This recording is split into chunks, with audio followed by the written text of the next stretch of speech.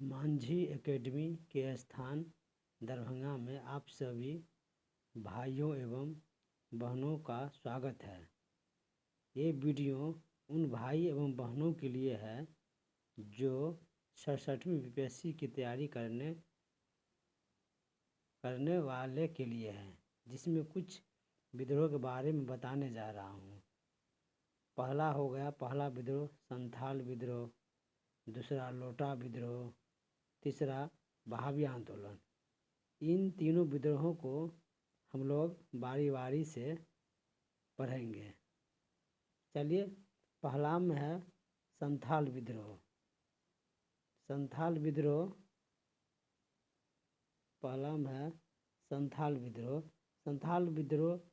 संथाल जनजातियों के लिए 1855 में कंपनी की अमानवीय कानूनों कार्रवाइयों के साथ साथ पुलिस महाजनों, कंपनी सरकार के एजेंटों एवं ठेकेदारों के खिलाफ विद्रोह किया गया था। संथालों को जमीनों से धोखाधड़ी कर बेदखल किए जाने लगा। महाजनों के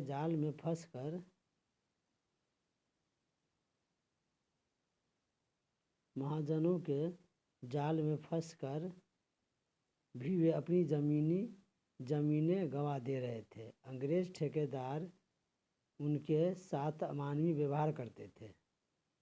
संथालों को 1800 ईस्वी के आसपास हजारीबाग, गिरिडीह, रामगढ़ आदि क्षेत्रों से लाकर बीरभूम जिले के राजमहल क्षेत्र में बसाया गया था।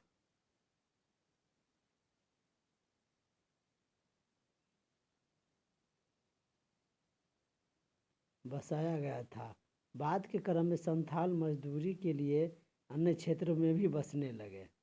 कंपनी सरकार के एजेंटों ने संथाल भू क्षेत्रों पर अपने अधिकार का दावा किया। संथालों को राजमहल के दामिन एकोह में बसने के लिए मजबूर करने लगे और उन्हें लगातार एजेंटों, ठेकेदारों, महाजनों, पुलिस आदि से परेशान होना पड़ रहा था। महाजन अपने जाल में फंसाकर उन्हें कर्ज के जाल में फंसा लिया करता था। ठेकेदार उनके साथ अमानवीय व्यवहार करते थे। इन दबावों के फलस्वरूप उनमें असंतोष फैल गया। शोषण के खिलाफ वे थाना में शिकायत करने लगे। उल्टे शिकायतकर्ता को ही लुटेरा बताकर जेल में बंद कर दिया जाता था। दिग्गी थाने का दारोगा महेश दत्त सजा देते थे और वे एजेंटों, ठेकेदारों, महाजनों के खिलाफ कोई कार्रवाई नहीं करते थे। संथालों का असंतोष बगावत के रूप में सामने आने लगा। 30 मई 1855 को भोगनाडीह के चुन्नू माझी के 4 पुत्र थे। कौन कौन पुत्र थे? सिद्धू, कान्हू, चांद एवं भैरव। ये चारों चुन्नू माझी के पुत्र थे। 10,000 संथालियों के साथ विद्रोह का झंडा बुलंद कर दिया। दारोगा महेश दत्त था। महेश दत्त की हत्या कर दी गई। संथाल विद्रोह पूरे दक्षिण बिहार में फैल गई। विद्रोहियों और पुलिस के बीच संघर्ष चलती रही। चांद और भैरव पुलिस की गोली का शिकार हुए। मतलब चांद और भैरव जो इस विद्रोह में पुलिस के द्वारा मार दिए गए। सिद्धू और कान्हू के जंगल से पकड़ लिया गया था। 2 भाई तो मर गए और 2 भाई सिद्धू और कान्हू को जंगल से पकड़ लिया गया और बरहैत में ही फांसी दे दी गई और उस दोनों भाई को भी बरहैत में फांसी दे दिया गया। पूरा भोगनाडीह गांव को अंग्रेजों ने आग लगाकर जला डाला। सरकारी दमन के बावजूद अगस्त 1855 में 30,000 संथाल कंपनी सरकार का विरोध करते रहे। भूख तथा व्याधियों से त्रस्त संथाल अंग्रेज सैनिकों से सामना नहीं कर सके। क्रूरता के साथ संथाल विद्रोह को जनवरी 1956 तक क्या किया गया? दबा दिया गया।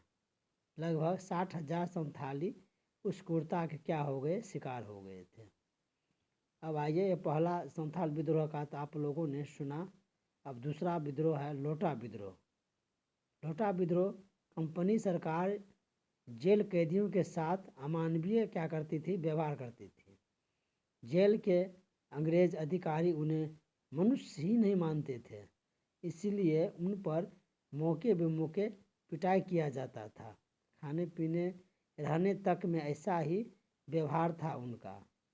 अमानवीय से तंग आकर मुजफ्फरपुर जेल के कैदियों ने जेल के भीतर ही 1856 ईस्वी में ये विद्रोह कर दिया।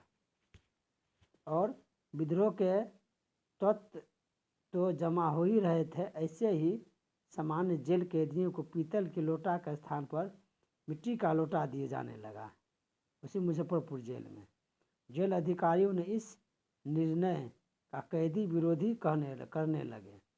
कैदियों की सहानुभूति में पूरा मुजफ्फरपुर जिला क्या हो गया, गुस्सा हो गया, आक्रोशित हो उठा था। और जनता के आवाज़ में इतना दम थी कि अंग्रेज अधिकारी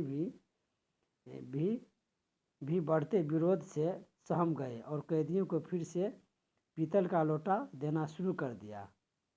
समझ गए ना। इस विद्रोह को लोटा विद्रोह के नाम से जाना जाता है। चलिए, आप लोगों ने लोटा विद्रोह के बारे में तो सुन ही लिया। अब अंत में है बहावी आंदोलन। बहावी आंदोलन है। बहावी आंदोलन मूलतः भारतीय मुसलमानों में कुछ सामाजिक तथा धार्मिक सुधार लाने के उद्देश्य से रायबरेली के सैयद अहमद द्वारा आरंभ किया गया था। बहावी आंदोलन किनके द्वारा शुरू किया गया था? रायबरेली के सैयद अहमद द्वारा आरंभ किया गया। समझे? किंतु किनके द्वारा? सैयद अहमद के द्वारा आंदोलन किया गया। चलिए, फिर क्या हुआ आगे देखते हैं। किंतु तत्कालिक राजनीतिक परिवेश में इस आंदोलन का रूप भारत में अंग्रेजी राज को समाप्त करने के उद्देश्य से एक धार्मिक राजनीतिक रंग ले लिया। और बहावी आंदोलन का प्रमुख केंद्र कहाँ था? पटना था।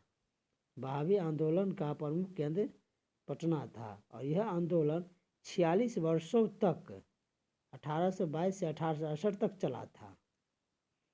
वहाबियों का मानना था कि अंग्रेज कट्टर ईसाई है, इसीलिए सच्चे मुसलमान का धार्मिक कर्तव्य है कि मशरिकों ईसाइयों द्वारा प्रशासित देश का त्याग, हिजरत करना था।